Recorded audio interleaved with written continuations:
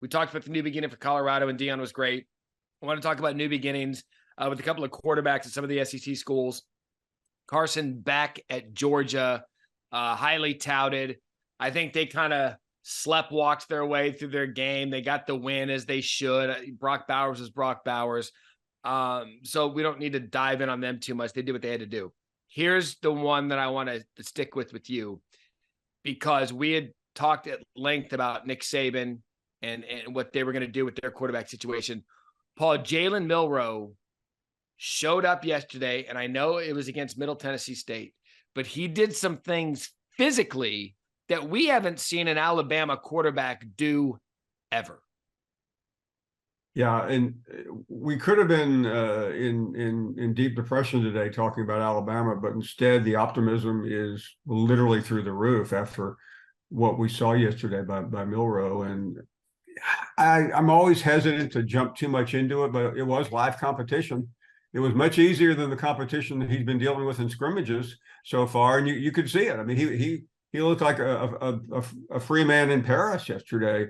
Not everything he did was perfect, but most of what he did was. And he clearly has established himself as the guy. And really, I'm not overly concerned about what's behind him because he gets the start against Texas. And I think those who were predicting, bad tidings for Alabama are now switching, maybe too quickly, but they're switching nevertheless. Yeah, because you see him, and he had that highlight that we ran, drops the snap, fumbles it a little bit, picks it up. It was Alabama typically didn't. They had those guys playing receiver and running back, and then just when you think the kid he's a nice runner, he's an athletic runner, he starts throwing seeds about 40 yards down the field, and the question mark we had was, who's going to be the guy that grabs the reins going into week 2 at Texas? I now think Alabama goes into that game with their chest up and out saying, this is our guy, prove to us otherwise. And the key that you hear people like Dan Mullen and quarterbacks talk about, somebody needs to be a leader, but you can't be a leader until you do something. He's done it. Yeah. And for Buckner and Ty Simpson and all these other, the 4th-string quarterback, which we heard way too much about 3 weeks ago, forget it. I think you're going to see that team rally around him. Is it a false flag? I'll let you know in a week. But it's momentum, and I think Alabama needed it because this has been kind of but it's been a bit of a rough off season, and now you're going to hear Alabama fans calling that crazy show down south that we love. Paul, that's why Nick Saban's been smiling all along. He knew it. By the way, he did not know it.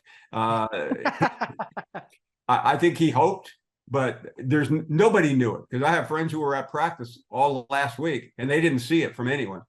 That was going to be my follow-up. And you and I have done this long enough. We're almost in sync brain-wise, which is kind of scary for the rest of the country. But I wondered if Saban was playing possum with this, or yesterday was really the birth of the next Alabama, like, oh, hell, we got to deal with that now. Well, I think he was hopeful, but I don't think there's any way he could have seen it, Matt, because in scrimmages, the quarterback's off limits, so you really don't know.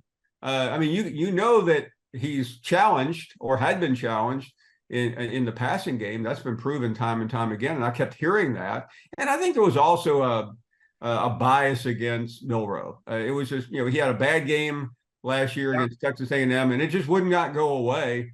And I think people were eager to see him supplanted, and now not happening.